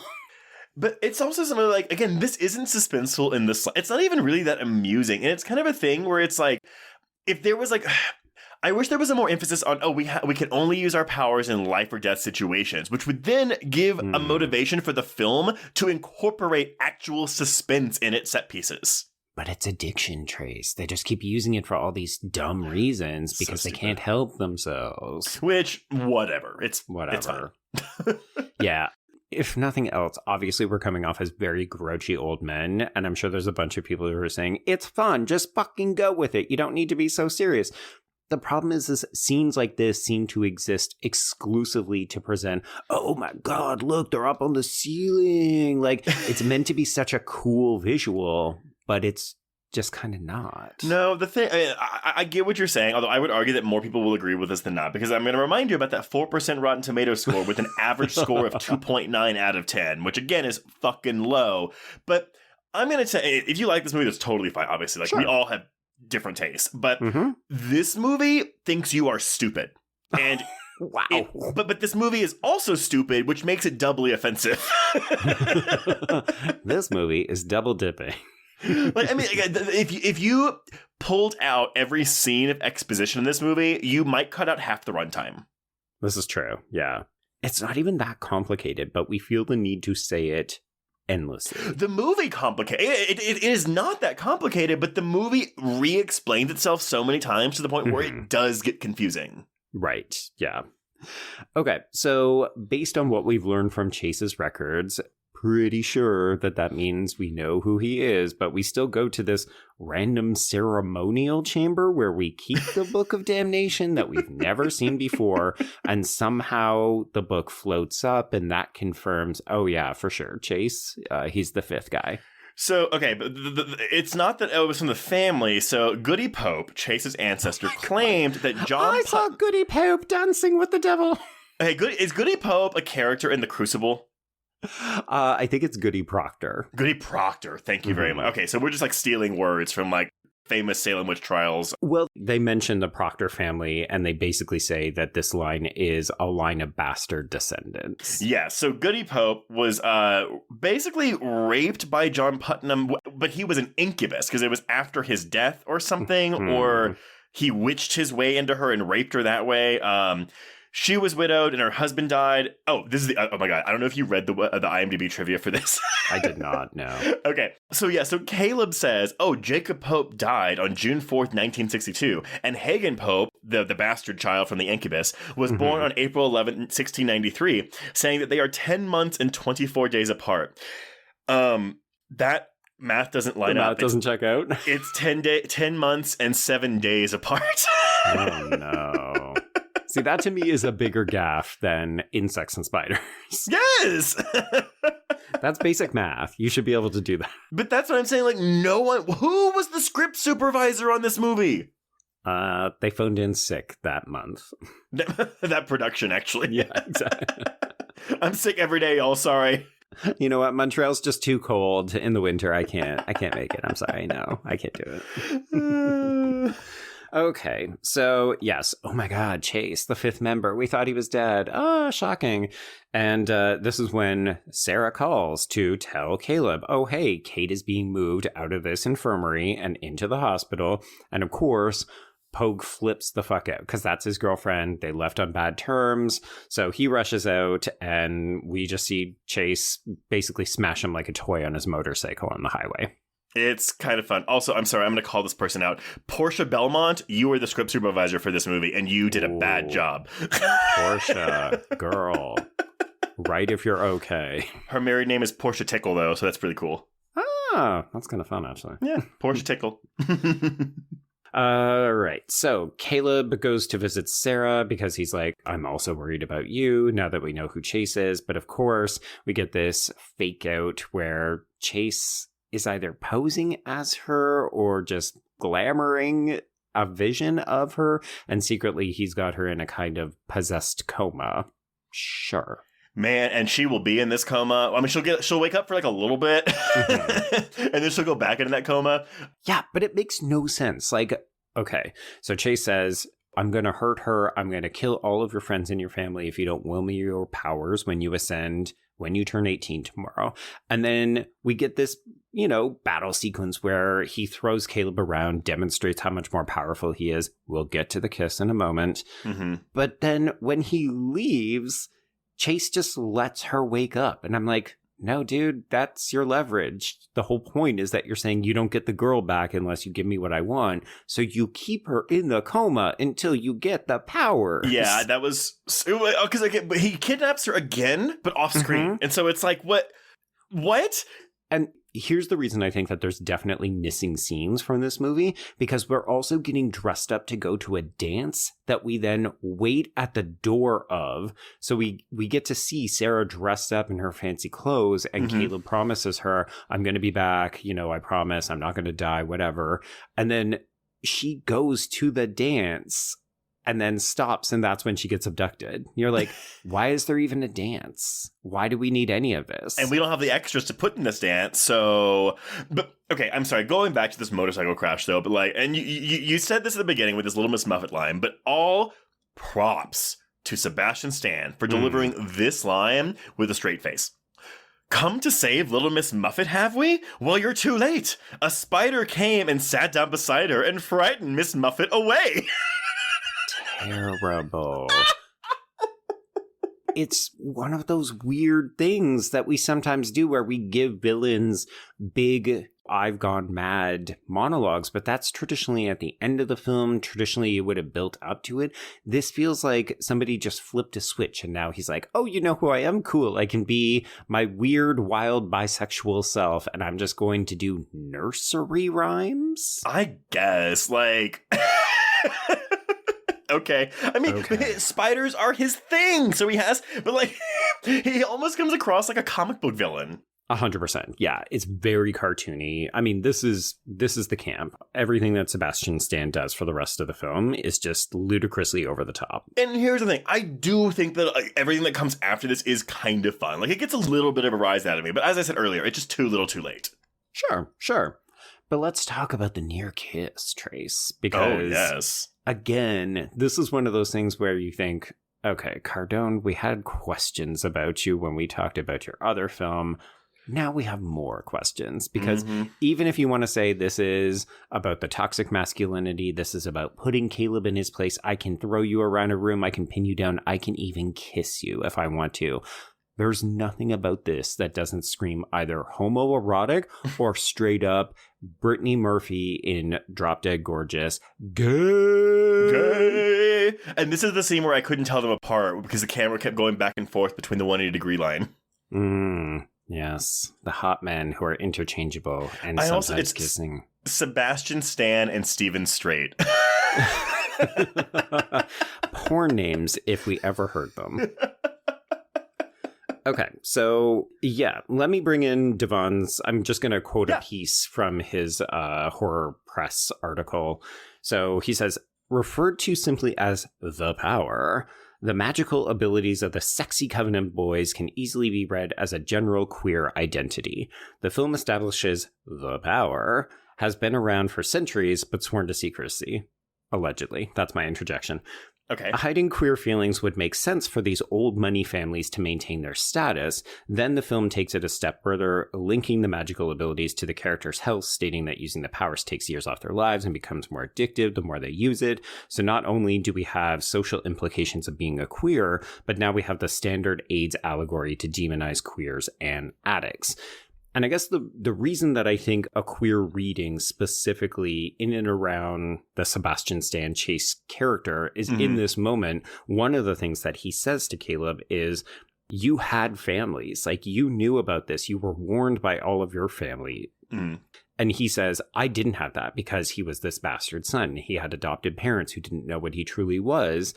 So it's really, really easy to read a queer allegory here, right? It's the person who doesn't know about who they are and doesn't have the community to help guide or support them, and then ends up making some really bad life decisions. I think that's a fair, I mean, kudos to Devon for that, because I would not have thought about this movie enough to come up with a read like that. Sure. But also, okay, so he got his powers when he was 13. His parents didn't die until he was 18. Did he hide the magic from them for 5 years, or... like, was he like, Mom, Dad, look what I can do? Well, I think we're meant to read it as, okay, this is very much a coming of age thing, right? Yeah. As we see in werewolf movies and other things like that. But I can't help but wonder if it's also meant to read as a bit of a villain thing, right? Where it's, you know, oh, I'm going out and I'm killing small animals in the yard and hiding it from my parents. And then when I come of age and I get my full powers, I don't need to listen to them anymore. And I just kill them in a fit of rage. Well, and that's what I would have expected too. But I'm a little surprised we don't get a flashback. Right? Yeah, give me a quickie montage of him growing up and like experimenting with the powers and becoming more and more angrier, more and more unhinged or something. Yeah, because as much as this movie wants to spell everything out for you and show you everything over and over and over again, why don't we get this for Stan? I don't know. Because we don't have money. We don't care. Well, because the $18 million of the $20 million budget is going to this fight scene we're going to get soon. Oh my God. Yeah. Ugh. Okay. So Chase releases Sarah. He walks away. And this is where Caleb says, okay, I'm going to come clean. Let's do one more exposition dump. So we take Sarah to go and see his decrepit looking aged father. 44 years old, William Danvers III is, and of course this dude looks like he's about 100, and Caleb confirms that if you will your powers, you will die. So, okay, question. Why does he, because he's like, okay, I'm going to show you something and then I'll explain everything. And I'm like, do you need to show her your dad? Honestly, I feel like if you said, look, we're witches, my dad's really old, but he's 44 years old and this is what's happening, I feel like she'd believe you. I don't feel like you need to show her your dad. You're wasting time at this point. Particularly at this point in the film. I mean, again, this is, to me, explicitly just for the audience. We're paying off the reveal of what we saw when we went to the colony property and we had Gorman and he was so trigger happy and all this other bullshit. But yeah, I mean, do we need it? No, it's just the fun visual payoff that, hey, we put character actor Stephen McHattie in this virtually unrecognizable prosthetics so that he could eventually mumble, I will use my powers. Honestly, better use of his time. Don't make this be a reveal. We already know what using magic does to these boys, so I think it's fairly, like, it's not really much of a surprise when we finally see this man. Because Evelyn fucking spelled it out. That was the whole purpose of her earlier scene. Exactly. Her one fucking scene before the end of the movie. And I'm just like, have him, like, chewing scenery for sporadically throughout this movie. Well, I mean, even... I don't understand why we're keeping this dude alive. Personally, if I'm this dude, I'm starting to think about euthanasia because he doesn't have a good quality of life. Like, he apparently is just sitting around waiting for his son to deliver his pharmaceuticals. He's David Bowie in The Hunger. Yeah, and that's not to suggest that I think people who are, you know, infirmed should automatically be thinking about ending their lives, but he's like 150. Yeah, like, his quality of life is not great, but also he just doesn't seem to be doing anything. Like, I don't understand why he's keeping this around, except for the narrative convenience of having him alive so he can will his powers to his son. Well, But the thing is, though, using your powers also makes you more of an asshole, and it makes you, like, more hubristic. So it's like, no, he's going to claw onto life till every last waking minute, which is why it's supposed to be a big deal when he wills his power to his son, because that is him willingly killing himself. But we don't know anything about this character other than the fact that the mom was like, oh, yeah, your father turned into an asshole. Which, you know what? Now that I'm hearing you say it aloud, and I'm thinking if we had been introduced to this character properly earlier, like, say, maybe during Evelyn's scene when she's explaining this, like, have Stephen McHattie be there in this makeup so we can see the effects and understand what is coming for these boys if they keep recklessly using the power. We could have had him in more scenes where we could see, oh, he is still narcissistic. Like, he doesn't have a good quality of life, but he still refuses to help. You know, he's still a fucking entitled asshole. But that's the other thing, too. I mean, look, I get it. You know, you have magic at your disposal, so it's easy to be like, yeah, I'm just going to fucking use magic whenever I want. If you see this man who is supposed to be 44 years old, I'm pretty sure that would scare you away from using magic for the rest of your life. Trace, that's not how scared straight works. Addiction doesn't work that way. All this to say, so it's like, oh my god, this is what's waiting for us. So, you know, I can either turn into this, or I can will my powers to Chase and die tomorrow when I ascend. Yep. Burp. Burp. Okay, so seemingly Caleb comes up with some kind of plan. He refuses Tyler and Reed's help, which means they're effectively out of the movie. Out of the movie. I'm telling you, if you could tell me a single line of dialogue Chase Crawford has in this movie. No, he's mostly just standing around looking hot, which kudos to him. You got paid, my man, but mission accomplished. And this is like right before Gossip Girl starts too, I think. Which I guess it doesn't hurt him then, so that's a good thing. Yeah, so they're out of the movie. This is where Caleb bids goodbye, but not forever, to Sarah, and she apparently goes off to the prom. I think they're meant to act as some kind of decoy so that Caleb can sneak up on Chase. None of it is really fleshed out. It doesn't fully make sense because we hear the clock hit 11, and we know that Caleb is about to ascend in a couple of minutes, and Chase just slow-mo explodes all of the glass in his car. And this is a fun scene, but again, just ostentatious FX for no real purpose. Yeah, I wrote LOL, this stupid windshield effect in my notes. Yeah, so the car accident, quote unquote, has happened near Putnam Farm. Oh, wait, I said we didn't need to know Putnam Farm. My mistake. Oopsie. Of course, we're back at the fucking farm as predicted. And yeah, so somehow Chase is already there with Sarah. She's now levitating in some kind of magic coma. Look, and we have talked about how Sarah is not really, because she's just the audience surrogate, kind of, but then we get so much exposition without her that it's just like, it's damsel in distress territory. Exactly, and I hate that. Like, I mean, why? Well, it's because she's not the main character. Like, she's just there. She's just there for the boys to ogle.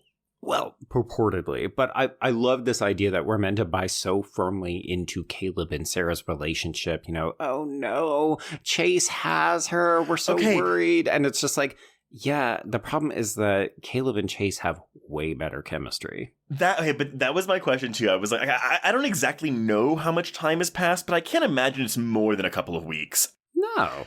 And he is like ready to die for this girl. Oh, you've got Sarah? That's really a shame for her. I'm going to turn around and walk away. Goodbye. Oh, man. Okay, so this fight scene was filmed over the course of 9 days. There is wire foo everywhere in it. Everywhere. Lots of CGI. But okay, again, Sebastian Stan with these line deliveries. So he not only says, and these are horrible lines, like taking candy from a baby. Sure. 2 seconds later, he like hits Caleb again and he just goes, easy as pie. And I was like, what are you? Like, were we hungry when we were writing the script? Ooh, I got sweets on the mind. I'm thinking about pie. I'm thinking about candy. How can I fit a line about donuts in here? Donut cross me, Caleb. I will come for your girlfriend. Well, the car does do a donut earlier when the cops are chasing them. That is true. But yeah, this fight scene's kind of fun. You know, they're flying out. I mean, like, this is where your Matrix comparisons are going to come in here because it just like, that's clearly the influence. But it just all looks like hot garbage because it's nighttime. it's rainy so that we can cover up for some of the deficiencies in the CGI. The wire fu actually isn't terrible, but it is so aggressively wire fu. And then the blobs are just generic Gleek blob. I was so confused. Well, the fact that they're not even like colored, they're not like, oh, like one's fire, one's like blue for ice, or like just something to give these CGI magic blobs some kind of personality. But well, and they're not distinct, so we don't even know who's throwing what at them. They kind of just look like giant water globules. Yeah. But again, as I've already said, the boys look the same anyway, so I can't tell who I'm supposed to be rooting for in any given shot. I've got like hot white boy facial blindness, and they're just throwing CGI stuff at each other. And it goes on for a while. Like, this forever. It's from the barn, and then we spill out into the light, and then, Caleb finally ascends, which, we should note, Tyler and Reed do come back for that one scene where they go, "Happy birthday, Caleb." Oh, my God. And then he gets struck by lightning, so it's basically Highlander. Okay. It's so stupid. But then, okay, this is when we start cross-cutting with Evelyn going to her husband, like, you have to give him your power. It's like, stop being a selfish fucking asshole. Save your son. Do one good thing for your godforsaken life. She's sobered up for this, and I can't believe we don't have more scenes of her just being a drunk mess. Yeah, you know what? I'm willing to bet that they are in there, and we're just not seeing them. Well, they are not on this Blu-ray. No. So it all seems very, very dire for Caleb. It seems like he's going to lose, but of course, yes, he's hit by lightning. His dad wills him the power. He catches a gleep glop globule water thing, and then he just throws it back at Chase, and we just see Sebastian Stan do like end of Marvel flip through the air, and he goes into the barn explodes, and he's gone. Yeah, but if you think he's dead... So that's basically the end of the movie. Caleb rescues Sarah. She's fine now. We also see that Kate and Pogue have woken up in the hospital. And then as firemen are cleaning up the scene, we see Caleb use his power to just fix the windshield in his convertible so he and Sarah can drive away. And you're like, cool, he's learned absolutely fucking nothing. But that's the whole thing, though. It's supposed to be like the more you use it, the more your brain becomes like intoxicated. So again, that's the whole addiction factor. But like, and she gives him this look. Sarah gives him a look that's like, ooh, I don't think you're supposed to do that. Exactly. But then the movie's just over. Yeah. Well, the movie is mostly over. We fade to a sepia tone, and we learn that this has been chapter 16 or 17 in the Book of Damnation, suggesting that there were many stories before it and many stories after. Do not threaten me like that. How dare you? God help me. This movie's okay. a piece of It made shit. no money, so we never got anything else. Except you said that there were some graphic novels or something, right? Oh, so this is the thing, though. Apparently people think this is based on a graphic novel. And despite that misconception, it's not. The confusion comes from the fact that Sony had a comic book of the same name created for the purposes of promoting the movie. And so just prior to the release, Top Cow Comics printed a 4-part comic book miniseries by Aaron Collette and Tone Rodriguez entitled The Covenant. Neither the authors or the comic book miniseries nor Top Cow Comics is mentioned in the movie's credit sequences, so the comic book's miniseries is not regarded as source material by the makers of this movie. Okay, and I did not personally seek this out, but I would be curious to know if it does address any of the things that we noted, like the gaps in either the mythology or the film itself. Oh my god, yes. I really want to know if anyone read the Covenant graphic novel. Right. Here's the thing, though. As we said off the top, I don't hate the storyline of this. I think it's very badly executed and it's frequently ridiculous and silly, as I've said numerous times. Yeah. But I could see a reimagining or a revamp of this or some kind of continuation as long as it was done reasonably well. Like, as long as it doesn't suck like this movie, then I would revisit this. Yeah, I mean, there's a good idea here. There's several good ideas here that are all at war with each other, but we've offered several fixes that, in my opinion, would improve the movie. But yeah, with Cardone's horrible screenwriting skills, and I'm going to say a distracted Renny Harlin in the director's chair, it just wasn't in the cards for this. And when you hear about how they were like, oh yeah, we were trying to make a Lost Boys for the new generation, and I was like, ooh. Like, I y'all can go back and listen to us on The Lost Boys. I'm not that movie's biggest fan, but I like it and I appreciate what it's doing. And it's a coherent film. Right. This is not. No, and that movie at least has an interest in its characters. I would argue that this movie is only interested in Caleb and a little bit about Chase as an antagonist, but really he's just there to be a villain.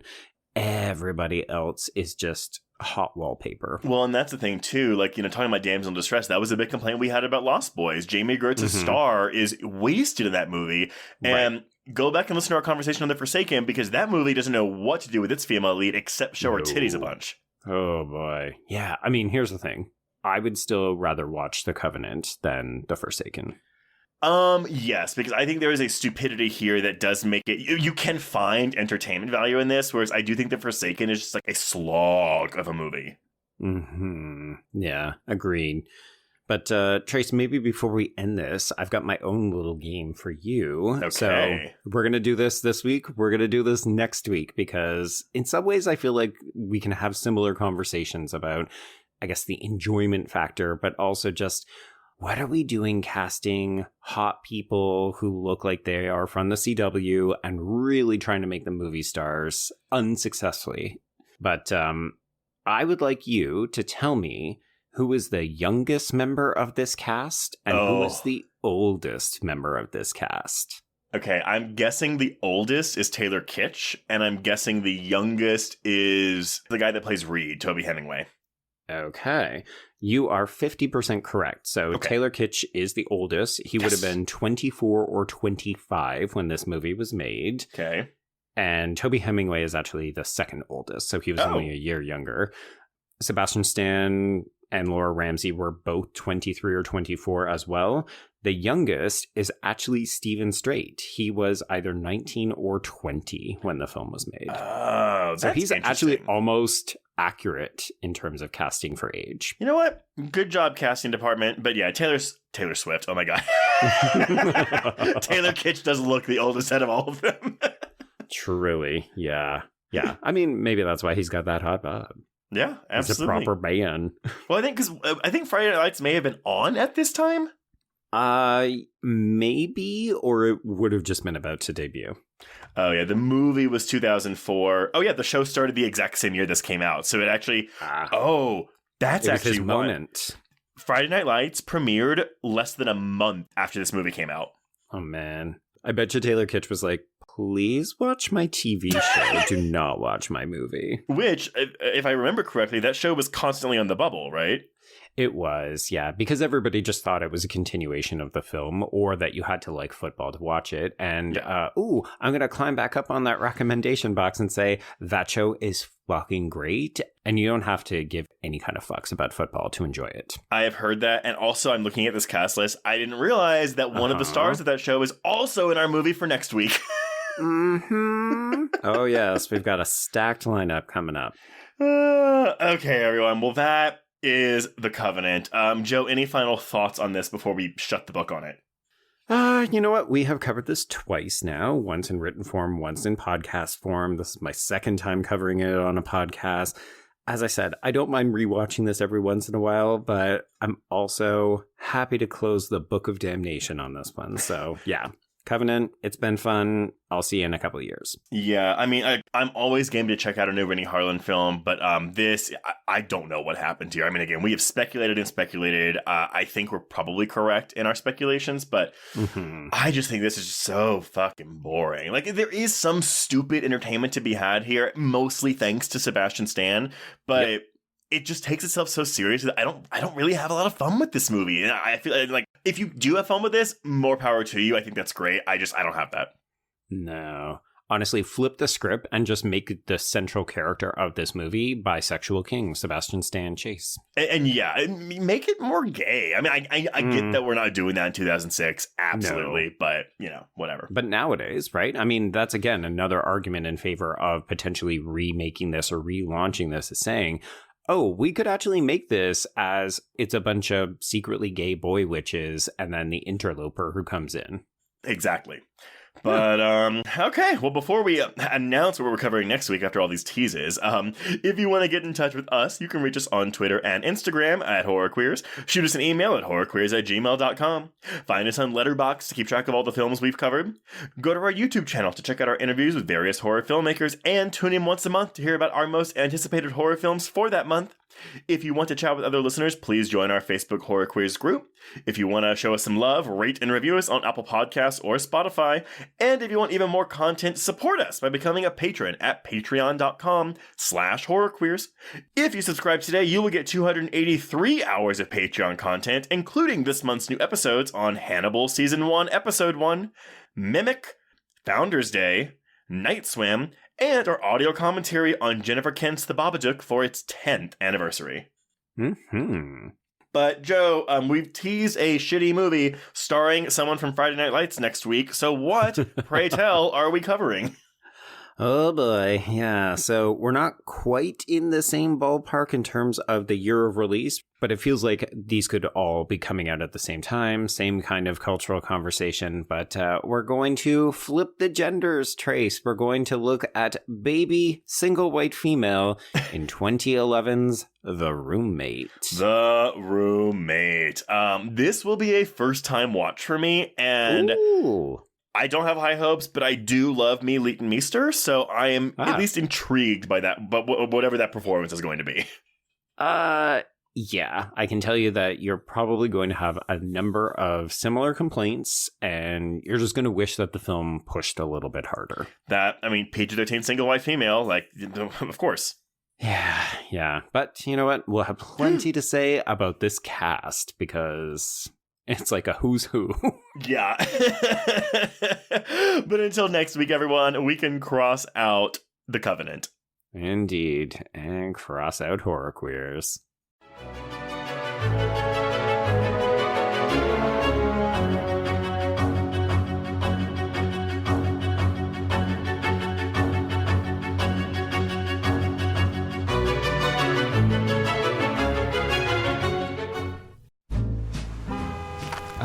Atlas Avenue, a long stretch of road that encompasses everything the city of Kennett Heights has to offer.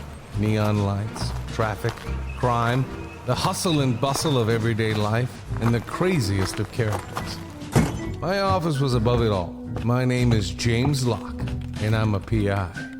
Hello, Mr. J. How the hell you doing today? Good, Edith. Nearly every year I have a new case. New people to meet, new clues to discover, and new problems to solve. But I do it the old-fashioned way. No technology. Nothing post-1950. Hell, I don't even listen to podcasts, but you should. Atlas Avenue Beat is a spoof of the film noir genre with goofy characters, tons of wordplay, and non-stop raunchy humor. There's also 3 whole seasons out right now with more on the way. Just search for Atlas Avenue Beat wherever you listen to podcasts or visit us online at bloody.fm.